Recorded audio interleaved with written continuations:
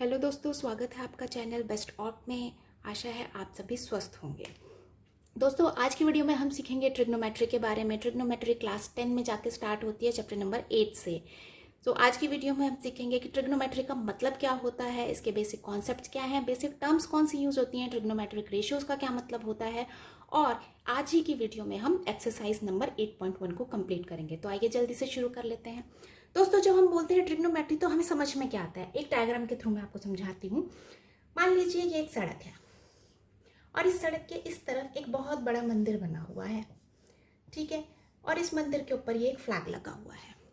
आप खड़े हैं सड़क के दूसरी तरफ काफी दूरी पर, और यहाँ से खड़े होकर आप इस फ्लैग को देख रहे हैं।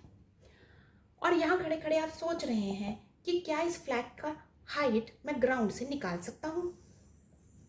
तो जी हाँ, आप इसकी हाइट मेजर कर सकते हैं कुछ टेक्निक्स का यूज करके।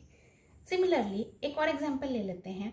मान लीजिए यहाँ एक नदी है, बह रही है, ठीक है। और इस नदी के इस तरफ आपका घर है। ये घर की छत पर आप यहाँ पर खड़े हुए हैं, और नदी के दूसरी तरफ अगेन एक छोटा सा मंदिर है। और इस मंदिर के बाहर एक गमला रखा है, और इस गमले को आप यहाँ बालकनी से खड़े होकर, छत से खड़े होकर देख रहे हैं, और खड़े होकर सोच रहे हैं कि क्या मैं इस नदी की चौड़ाई को निकाल सकता हूँ। तो अगेन आप निकाल सकते हैं कुछ मैथमेटिकल टेक्निक्स का यूज करके। अब ये टेक्निक्स जिनकी हेल्प से हम इस तरह से हाइट्स या फिर डिस्टेंसेस को मेजर कर पाते हैं, यही टेक्निक्स हम ट्रिग्नोमेट्री में पढ़ते हैं, ठीक है। सो ट्रिग्नोमेट्री है क्या? देखिए, ट्रिग्नोमेट्री ग्रीक के 3 शब्दों से मिलकर बना है। क्या क्या? ट्राई, गॉन एंड मेट्रॉन, ठीक है। ट्राई का मतलब क्या होता है? ट्राई का मतलब होता है 3, गॉन का मतलब होता है साइड्स, और मेट्रॉन का मतलब होता है मेजरमेंट। सो 3 साइड्स का मेजरमेंट। अब 3 साइड्स किस में होती है? 3 साइड्स तो ट्रायंगल में होती हैं। अगर आप इस फिगर में देखें तो देखिए ट्रायंगल ही तो बन रहा है इस फिगर में। ये एक ट्रायंगल बन रहा है, ठीक है, और यहाँ पे भी हमारा एक ट्रायंगल इस तरह से बन रहा है। तो बेसिकली जब हम किसी ट्रायंगल की 3 साइड्स का रिलेशनशिप्स देखते हैं उसके एंगल्स के साथ, तो उस स्टडी को हम ट्रिग्नोमेट्री कहते हैं। Trigonometry is what? Trigonometry is the relationship between what? Relationship between the sides and the angles, ठीक है। एंगल्स और साइड्स के बीच के रिलेशनशिप की स्टडी को हम ट्रिग्नोमेट्री कहते हैं। बट किसका एंगल्स और साइड्स? एक ट्रायंगल की। और कैसे ट्रायंगल की? एक राइट एंगल्ड ट्रायंगल की, ठीक है, यानी जिसका एक एंगल 90 डिग्री का होगा। देखिए इस फिगर में ये भी एक राइट एंगल्ड ट्रायंगल है, यहाँ पे ये राइट एंगल बनता है। इस फिगर में भी एक राइट एंगल्ड ट्रायंगल है जो कि यहाँ बनता है। तो जो हम ट्रिग्नोमेट्री में जब भी हम ट्रायंगल की बात कर रहे हैं तो हम एक राइट एंगल्ड ट्रायंगल की बात कर रहे हैं। एक राइट एंगल्ड ट्रायंगल के साइड्स और एंगल्स के बीच के रिलेशनशिप को जब हम पढ़ते हैं तो उस स्टडी को ट्रिग्नोमेट्री कहते हैं। आई होप आपको ट्रिग्नोमेट्री का मतलब समझ आ गया होगा। चलिए अब हम कुछ बेसिक टर्म्स सीख लेते हैं ट्रिग्नोमेट्री में यूज होने वाली। मान लीजिए ये एक राइट एंगल्ड ट्रायंगल है, ठीक है, और इस ट्रायंगल को मैं एक नाम भी दे देती हूँ ABC, और ये राइट एंगल B पे बना हुआ है हमारा, ठीक है। अब मान लीजिए ये एंगल C है, जो कि है ही एक्चुअली। इस एंगल की ऑपोजिट साइड कौन सी होगी? ये होगी। तो इस साइड को मैं क्या कहूँगी? This is a side opposite to angle C, ठीक है। और ये वाली साइड को मैं क्या कहूँगी? ये वाली साइड C से एकदम जुड़ी हुई साइड है, तो इसे मैं क्या कहूँगी? Side adjacent to angle C। Adjacent मतलब इससे जुड़ी हुई साइड, इसके एकदम साथ वाली साइड, ठीक है। अब जो side opposite to angle C है, ये एंगल C था, इसके ऑपोजिट ये सामने वाली साइड है, इसको हम क्या कहते हैं? हम इसे परपेंडिकुलर भी कह सकते हैं, परपेंडिकुलर, ठीक है। और जो ये इसके साथ जुड़ी हुई वाली साइड है इसे हम बेस भी कह सकते हैं, ठीक है। और जो ये परपेंडिकुलर है इसे हम डिनोट करते हैं P से, और जो ये बेस है इसे हम डिनोट करते हैं B से। अब अब जो ये राइट एंगल्ड ट्रायंगल की तीसरी साइड है, जो कि हमें पता है कि सबसे लंबी साइड होती है, इसे क्या कहते हैं? इसे हम कहते हैं हाइपोटेनस। ठीक है, ये आपने पढ़ा ही होगा ट्रायंगल्स के चैप्टर में। इसे हम कहते हैं हाइपोटेनस। ठीक है, और इस हाइपोटेनस को हम डिनोट करते हैं H से। ये है इस ट्रायंगल में ट्रिग्नोमेट्री में यूज होने वाली basic terms: perpendicular, base, hypotenuse, side opposite to any angle and side adjacent to angle. ध्यान रखने वाली बात ये है कि ये परपेंडिकुलर एंगल सी के लिए है। जब मैं एंगल ए की बात करूंगी तो इसके लिए ऑपोजिट साइड ये होगी, और इसके लिए इसीलिए परपेंडिकुलर भी ये होगा। ए से जुड़ी हुई साइड ये वाली है, तो इसके लिए एंगल ए के लिए एडजेसेंट साइड ए बी होगी, और इसका बेस ए बी होगा। तो हमें ये ध्यान रखना है कि कौन से एंगल की बात की जा रही है, एंगल सी की जा रही है या एंगल ए की जा रही है। ठीक है, ये बात हमें हमेशा ट्रिग्नोमेट्री में ध्यान रखनी है।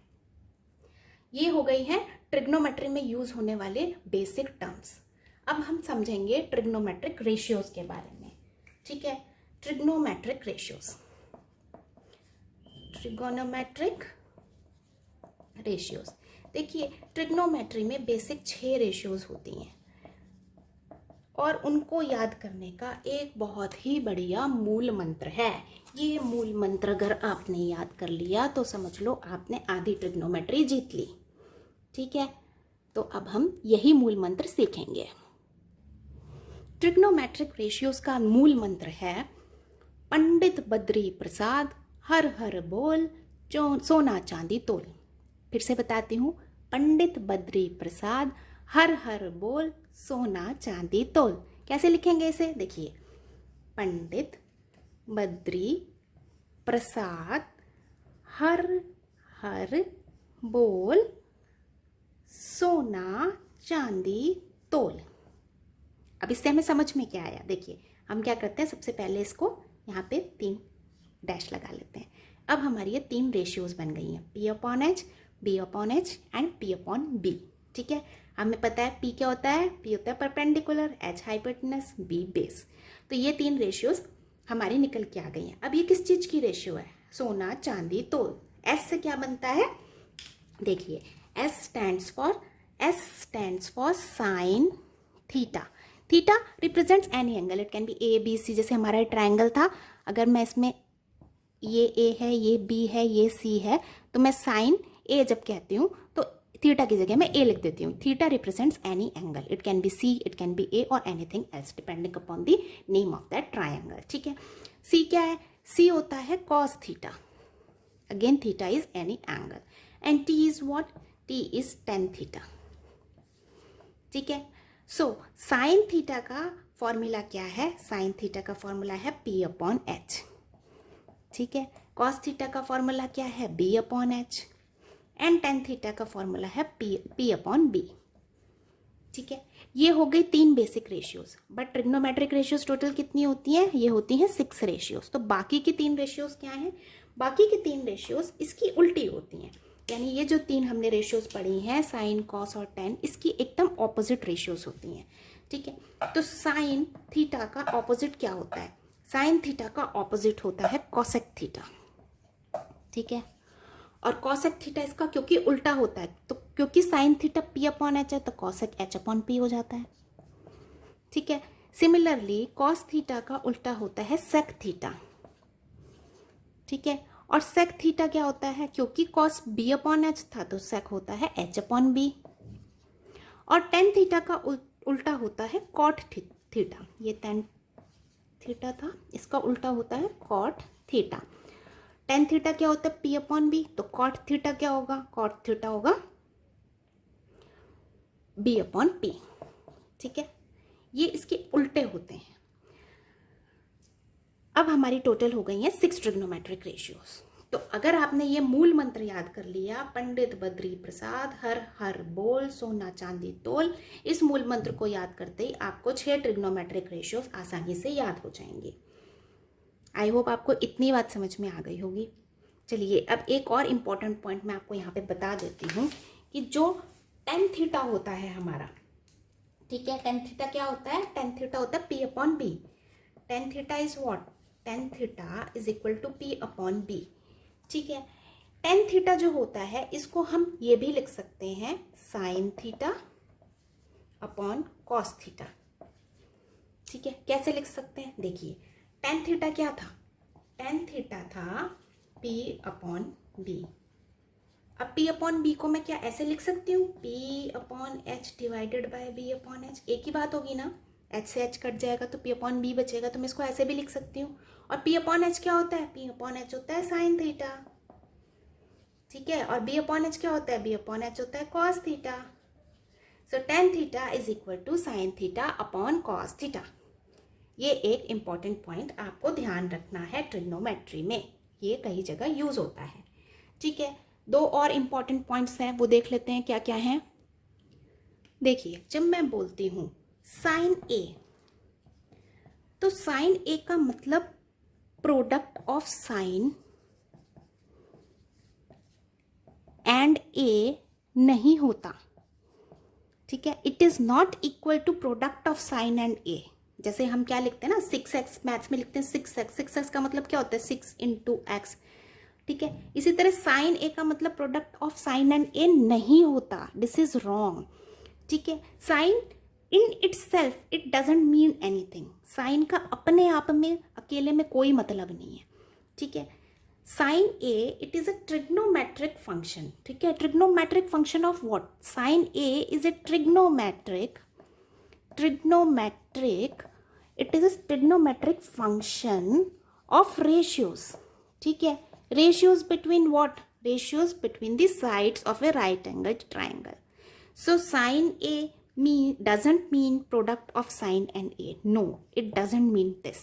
Sin A, it means sin A, sin theta. Sin itself in itself doesn't mean anything. पहला इंपॉर्टेंट पॉइंट समझने वाला ये था।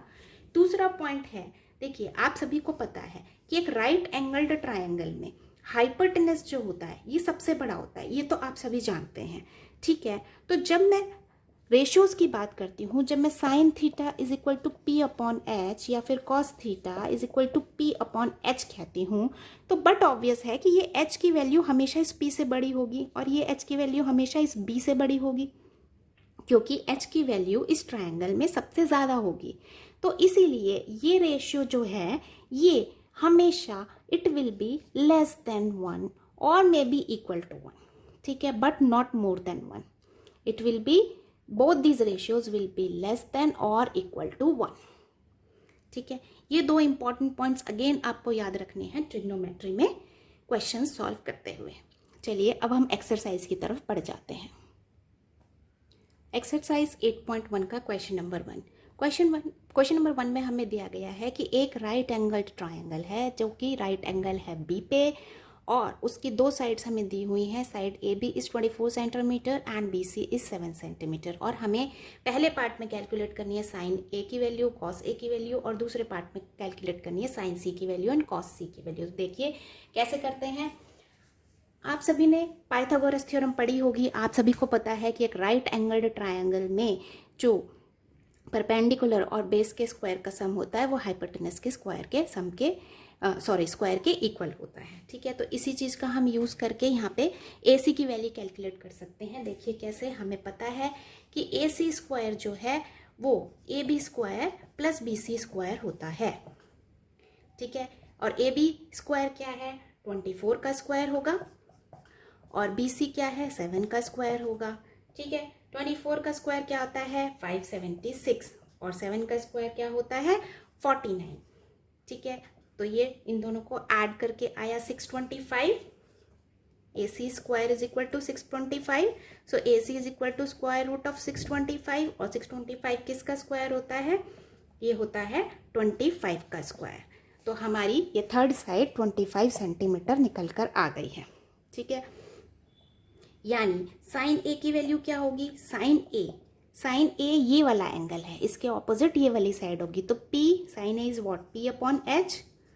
इसके लिए P क्या है BC और H क्या है AB। ठीक है, BC ही 7 और AB है H है AC और AC है 25। 5. So this is the value of sine A. Similarly cos A क्या होगा? कॉस ए होता है b अपॉन एच. ए के लिए b क्या है? ए बी, और h तो अगेन ए सी है, यानी 24 अपॉन 25. ये हमारे फर्स्ट पार्ट के आंसर्स हो गए. चलिए जल्दी से हम देख लेते हैं सेकंड पार्ट का आंसर क्या होगा. सेकंड पार्ट में उसने पूछा है साइन सी एंड कॉस सी. तो इसने एंगल चेंज कर दिया. इस बार हमारे इस एंगल की बात हो रही है. ठीक है. सो साइन सी अगेन क्या होता है? p upon H. बट यहाँ पे साइन सी के लिए p क्या है? p है ए बी, और h क्या है? h तो सेम रहेगा ए सी. ठीक है, यानी 24 अपॉन 25. और कॉस सी क्या होता है? b upon H. सोना चांदी तोल में चांदी क्या होता है? b upon H. ठीक है, और c के लिए b क्या है? इसके बराबर वाली साइड, यानी बी सी अपॉन ए सी, मतलब कि 7 upon 25. And this is our answer. ठीक है, इस तरह से हमारा पहला वाला क्वेश्चन सॉल्व हो गया. चलते हैं नेक्स्ट क्वेश्चन की तरफ. क्वेश्चन नंबर 2 में हमें एक फिगर दी गई है जिसमें हमें एक राइट एंगल ट्रायंगल दिया गया है, ट्रायंगल पी क्यू आर, जिसमें इसकी दो साइड्स यानी कि हमें ये परपेंडिकुलर और ये हमें हाइपोटेनस दे दिया गया है, और हमें कैलकुलेट करना है tan p minus cot R की वैल्यू. तो अगेन हम तीसरी साइड सबसे पहले पाइथागोरस थ्योरम लगा के निकाल लेते हैं. ठीक है, तो यहाँ पे हम लिखेंगे पी क्यू का स्क्वायर प्लस क्यू आर का square is equal to PR का square. This is simply Pythagoras theorem. So 12 का स्क्वायर प्लस QR का स्क्वायर इज इक्वल टू 13 का square. So we can say QR का square is equal to 13 का square minus 12 का square. A square minus B square का क्या formula होता है? आप सभी ने पढ़ा है, a plus B minus into A minus B. ठीक है, तो हम लिखेंगे QR का square is equal to 13 plus 12 multiplied by 13 minus 12. So 13 plus 12 is what? It is 25 into 13 minus 12 is 1, which is 25. So QR square is 25. So QR is square root of 25, which is equal to 5. So हमारी QR निकल के आ गई 5 centimetre. ठीक है, अब हमें value किसकी निकालनी है? tan p minus cot R की. तो सबसे पहले हम tan p की वैल्यू निकालते हैं. tan p क्या होगा? tan का फॉर्मूला क्या होता है? p upon B. बट हमें हमेशा एंगल याद रखना है, p की बात हो रही है, यानी इस एंगल की बात हो रही है. इसके लिए अपॉन p ए होगा और b ए होगा. ठीक है, यानी इसकी वैल्यू हो गई 5 अपॉन 12. ठीक है, और कॉट r की वैल्यू क्या होगी? कॉट क्या होता है? tan का उल्टा होता है, यानी b अपॉन p. ठीक है, और कॉट r की बात हो रही है, r यानी इस एंगल की बात हो रही है. तो इसके लिए b क्या होगा? इसके लिए b ए होगा 5, और p क्या होगा? p होगा 12. सो हमारा क्वेश्चन क्या था? tan p minus cot r. tan p minus cot r is equal to 5 by 12 minus 5 by 12 which is equal to 0. ठीक है, ये हमारा आंसर हो गया. क्वेश्चन नंबर 2 हमारा कंप्लीट हो गया. चलिए बढ़ते हैं अगले क्वेश्चन की तरफ. क्वेश्चन नंबर 3 में हमें दिया हुआ है साइन ए की वैल्यू. इसमें कहा है कि अगर साइन ए 3/4 है तो हमें कॉस ए और tan ए की वैल्यू निकालनी है. ठीक है, अब जब हम कहते हैं कि साइन ए 3/4 है तो इसका मतलब ये नहीं है कि साइन p अपॉन बी होता है तो p 3 है और h 4 है. नो, p अपॉन h की डायरेक्ट वैल्यूज 3 एंड 4 नहीं है. ये एक रेशियो है, इसकी वैल्यू कुछ भी हो सकती है. देखिए, जब हम कहते हैं कि साइन ए होता है p upon h which is 3/4, so 3/4 is the ratio, it is not the value given. ठीक है, अगर मैं कह दूं कि ये 6/8 है तब भी तो मेरा 3/4 आएगा. ठीक है, अगर मैं कह दूं कि ये 9/12 है तब भी तो मेरा 3/4 आएगा, क्योंकि ये सभी इक्विवेलेंट रेशियोज हैं. तो हम डायरेक्ट 3 और 4 वैल्यू पुट नहीं कर सकते. तो हमें क्या करना है? देखिए, इस केस में हम क्या करेंगे? हम एक वेरिएबल का यूज करेंगे k का. ठीक है, साइन ए होता है हमारा p upon H, perpendicular upon hypotenuse. तो परपेंडिकुलर, ये मेरा एंगल a है, इसका परपेंडिकुलर ये होगा, तो इसको मैं मान लूंगी 3k, और h मेरा हाइपोटेनस है, उसे मैं मान लूंगी 4k. ठीक है, अब मैं क्या करूंगी? अब मैं तीसरी साइड का वैल्यू निकालूंगी. ठीक है, पाइथागोरस थ्योरम लगा के अगेन. तो चलिए देख लेते हैं हमें क्या करना है. हमें फिर से वही करना है, A B square plus B C square is equal to A C square. We know that. So A B square हम ऐसे ही लिख लेते हैं, A B square B C square की मुझे वैल्यू पता है 3k का स्क्वायर, और ए सी की भी मुझे वैल्यू पता है 4k, सो 4k का स्क्वायर। ठीक है, अब क्या होगा, अब होगा A B square is equal to 4k का स्क्वायर क्या होता है 16k स्क्वायर, और ये इधर जाके माइनस होगा, 3k का स्क्वायर हो जाएगा 3 3 ज़ा 9 और k स्क्वायर। ठीक है, 16k square minus 9k square आ जाएगा हमारा 7k स्क्वायर। ठीक है, सो ए बी क्या हो जाएगा, ए बी हो जाएगा square root of 7k square, जिसको हम लिख सकते हैं के स्क्वायर का स्क्वायर रूट तो k हो गया, और इसको हम square root of 7 as it is लिख देंगे। ये हमारी ए बी की वैल्यू आ गई। ठीक है, k√7। अब हमें निकालना है कॉस ए, तो कॉस ए क्या होगा, कॉस क्या होता है, कॉस होता है b/h। ए ये है तो b ये है, b की वैल्यू मैंने रख दी, और h मेरा ये था 4k। ठीक है, अब ये k से k कैंसिल हो जाएगा, तो हमारा वैल्यू बचेगी √7/4। ये हो गया हमारा कॉस ए। सिमिलरली tan ए क्या होगा, tan ए होता है p/b, a अगेन ये है, इसके लिए p ये है यानी 3k/b है हमारा k√7, अगेन k से k कैंसिल हो जाएगा, तो ये बचेगा 3/√7। These both are our answers.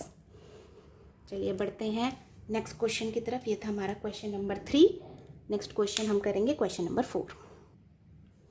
Next question में हमें दिया है 15 cot a is equal to 8, और हमें कैलकुलेट करना है sine a and sec a। ठीक है, अब हमें क्या करना है, देखिए हमें गिवन है, जो हमें गिवन है हम उसी से शुरू करेंगे। गिवन है हमें 15 cot a is equal to 8, और we can say cot a is equal to 8/15। Again this is a ratio not the values, so हमें ध्यान रखना है। अब cot a क्या होता है, cot होता है tan का उल्टा, tan था हमारा p/b, तो cot क्या होगा b/p।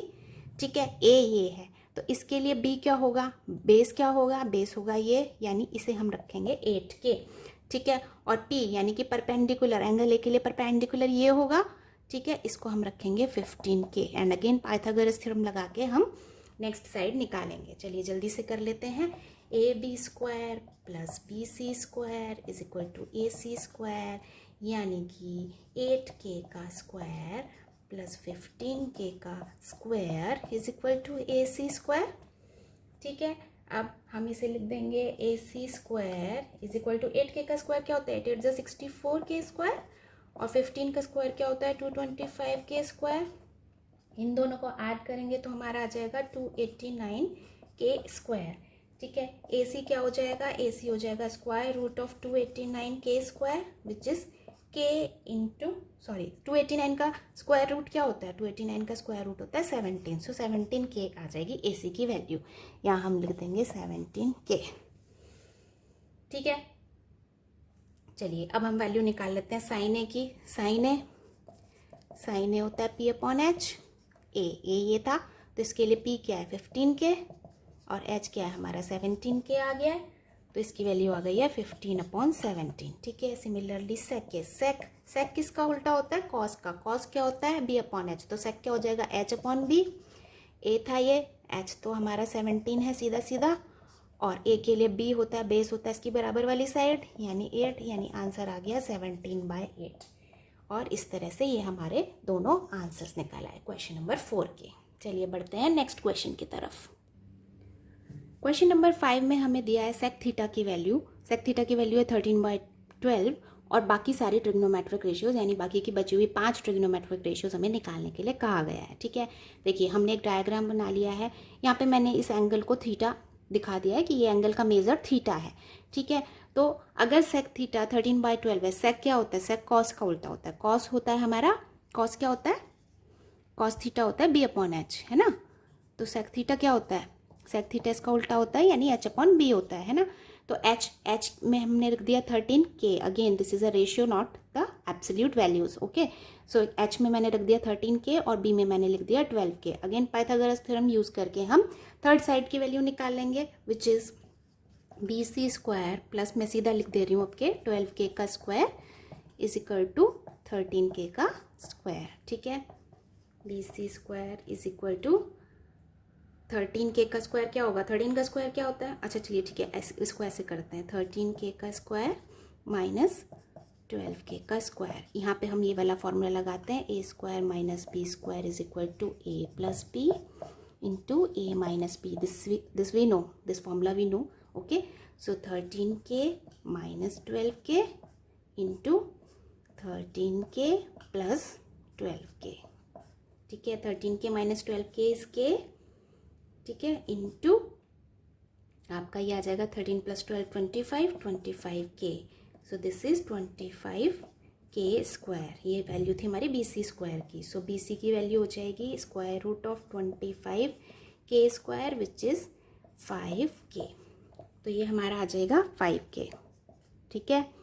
नाउ हमें ऑल अदर ट्रिग्नोमेट्रिक रेशियोज निकालनी है। आप सिंपली निकाल सकते हैं, लाइक साइन थीटा की वैल्यू अगर मुझे निकालनी है, थीटा ये है, साइन थीटा क्या होता है, P/H, ठीक है। साइन थीटा के लिए P हो जाएगा 5k और H हमारा 13k, k से k कट हो जाएगा यानी कि 5/13, ठीक है। सिमिलरली अगर मुझे कॉस निकालना है, कॉस थीटा, तो वो होता है B/H। B की वैल्यू थीटा के लिए B ये है 12k, H अगेन 13k है, k से k कट जाएगा और ये बचेगा 12/13। टेन थीटा क्या होता है, टेन थीटा होता है P/B, ठीक है। थीटा के लिए P क्या है 5k और B क्या है 12k, k से k कट हो जाएगा 5/12। सिमिलरली सेक थीटा तो आपको क्वेश्चन में दिया गया है, कॉसेक थीटा जो कि साइन का उल्टा होता है और कॉट थीटा जो कि टेन का उल्टा होता है, वो आप निकाल लेंगे, ठीक है। आप देख सकते हैं कॉसेक थीटा जो होता है वो साइन थीटा 1/sin थीटा होता है, ठीक है। यानी ये हो गया 13/5 और जो कॉट थीटा होता है वो 1/tan थीटा होता है विच इज़ 10 का उल्टा क्या होगा 12/5, ठीक है। ये हो गए आपके सारे अदर 5 रेशियोज, आपने ट्रिग्नोमेट्रिक रेशियोज निकाल ली हैं और ये हो गया आपका क्वेश्चन नंबर 5। चलिए जल्दी से बढ़ जाते हैं अगले क्वेश्चन की तरफ।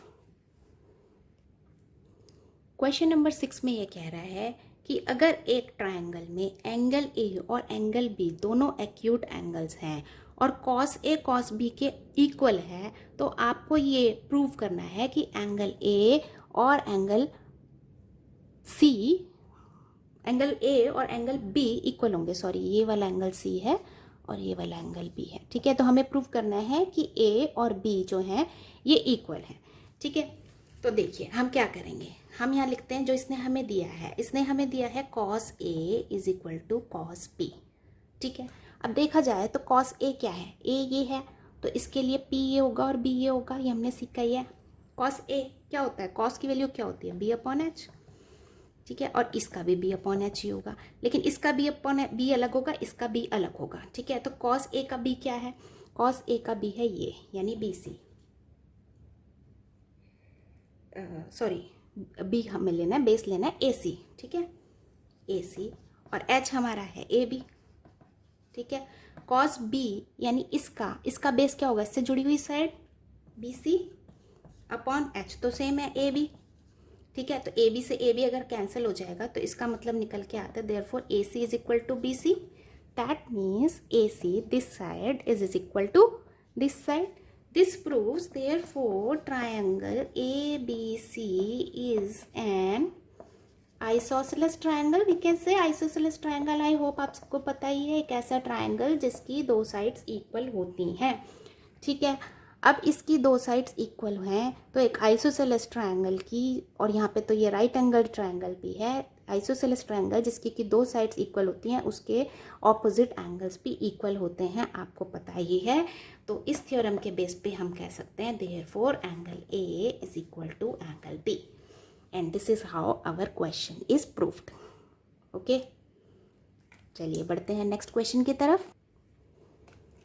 क्वेश्चन नंबर 7 में हमें दिया है कॉट थीटा की वैल्यू जो कि है 7/8 और हमें निकालना है 1 + sin theta into 1 - sin theta divided by 1 + cos theta into 1 - cos theta. First part में हमें निकालना है और सेकंड में हमें कॉट स्क्वायर थीटा की वैल्यू निकालनी है। तो अगेन कॉट थीटा की वैल्यू हमें दी हुई है, अगर हम एक ट्रायंगल बनाए, ये हमारा थीटा है तो कॉट थीटा 7/8 है विच इज़ अ रेशियो, तो कॉट थीटा क्या होता है, it is B/P। So base is this AB which is 7k and this is 8k. Again using Pythagoras theorem we can calculate the measure of the third side. तो जल्दी से हम ये निकाल लेते हैं। अब थर्ड साइड अगर आप देखें ए सी स्क्वायर क्या होगा, ए सी स्क्वायर होगा square root of what, A B square plus B C square, मैंने ये सीधा लिख दिया है, ठीक है। यानी square root of A B square क्या है, ए बी है हमारा 7 के स्क्वायर, 7 के स्क्वायर होता है हमारा 49 के स्क्वायर, और बी सी है 8 के, यानी 8 8 64 के स्क्वायर, ठीक है। इन दोनों का सम आता है हमारा 113 के स्क्वायर का स्क्वायर रूट, ठीक है। और इसकी वैल्यू आ गई हमारी के रूट 113, ठीक है। अब हम अपना पहला पार्ट सॉल्व करते हैं। पहला पार्ट मेरा क्या है, पहला पार्ट में मुझे कैलकुलेट करना है 1 plus sine theta into 1 minus sine theta divided by 1 plus cos theta into 1 minus cos theta, ठीक है। 1 a plus B into a minus B is what, A square minus B square, so I can say 1 square minus sine theta sine square theta, ठीक है। इसी तरह मैं नीचे denominator को लिख सकती हूँ 1 square minus cos square theta, ठीक है। अब मैं वैल्यूज पुट कर देती हूँ साइन और कॉस की, ठीक है। ये हो जाएगा आपका 1 माइनस साइन क्या होता है p अपॉन एच, थीटा मेरा ये है तो p ये है, और h मैंने निकाल लिया था के रूट 113, ठीक है। सो p upon H, p is what 8k divided by के रूट 113, और कॉस क्या है, कॉस होता है मेरा b अपॉन एच, सो 1 माइनस बी हो गया हमारा 7k, सॉरी स्क्वायर निकालना है ना हमें इन सब का, तो हम ये स्क्वायर करेंगे, 1 का स्क्वायर तो 1 ही होता है, के रूट 113 का स्क्वायर, ठीक है। तो इसकी वैल्यू क्या आएगी, 1 माइनस 8k स्क्वायर क्या हो गया, ये k से तो k कट ही जाएगा यहाँ पे, सो 8 8 64 डिवाइडेड बाय 113, स्क्वायर रूट का स्क्वायर करेंगे तो स्क्वायर रूट हट जाएगा, 1 माइनस 7 7 49 और 113। अगेन इसको जब मैं सॉल्व करूँगी तो क्या आएगा, इसको मैं लिख सकती हूँ 113 माइनस 64 डिवाइडेड बाय 113 माइनस 49, ठीक है। और इसकी वैल्यू आएगी 49 upon 64 which is our answer, ठीक है। सो फर्स्ट पार्ट का आंसर हो गया 49/64। सेकेंड पार्ट देख लेते हैं।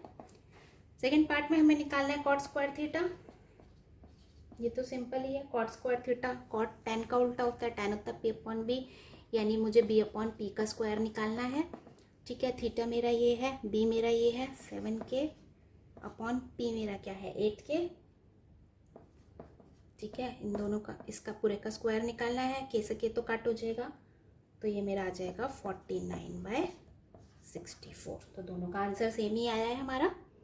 इस तरह से हमारा क्वेश्चन नंबर 7 कंप्लीट हो गया। चलिए बढ़ते हैं नेक्स्ट क्वेश्चन की तरफ।